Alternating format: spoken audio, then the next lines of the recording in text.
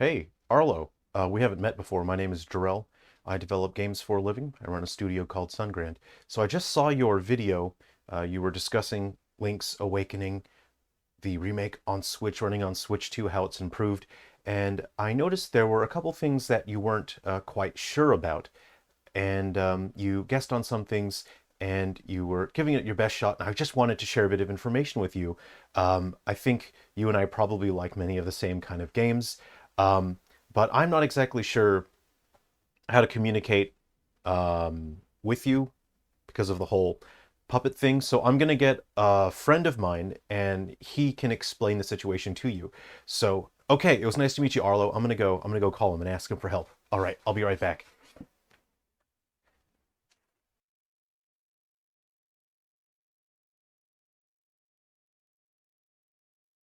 Wow! Look at that! What a cool game development studio! This is so neat. One day I'm gonna make video games too. So, hey, Arlo, it's nice to meet you. My name's Bojo. So, I heard you like Link's Awakening. Well, me too. So, did you know that depth of field effect that makes the background blurry and it makes the middle part of the screen nice and clear? Well, that actually isn't meant to obscure anything. In your video, it sounded like you thought maybe the developers could render stuff at a lower resolution and that would help.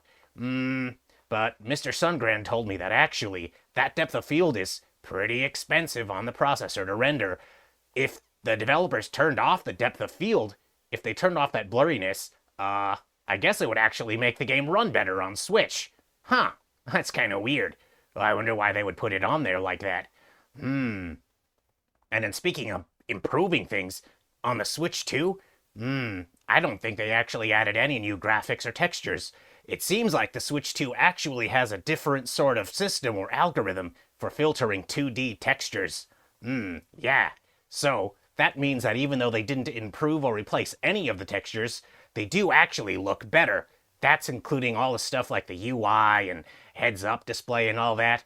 On top of that, the developers also have access to DLSS upscaling with the Switch 2 version. So, there you go. The depth of field doesn't actually obscure anything. The developers actually can't make things render at a lower resolution behind the depth of field. I don't even think that's kind of possible, really, but I'm still learning game development. Well, so, I think the reason why you think it looks kind of chunky and blocky is because the depth of field effect actually has to run at a lower resolution. That's because the original Switch isn't really that strong. But, as we've seen, the Switch 2 is way powerful. I can't wait to play more Mario Kart World. Anyway, I think it's interesting that the depth of field is a little bit weaker on the Switch 2, but that's actually as a consequence of the game overall rendering at a higher resolution. For some reason, that makes the depth of field effect less prominent. It's even noticeable on Echoes of Wisdom. Well, thanks, Arlo. It was nice to meet you. And thanks, Mr. Sungrand, for letting me talk. Mr. Sungrand, where'd you go? Well, I'm going back to Mario Kart World. See ya! I've been Bojo. Bye.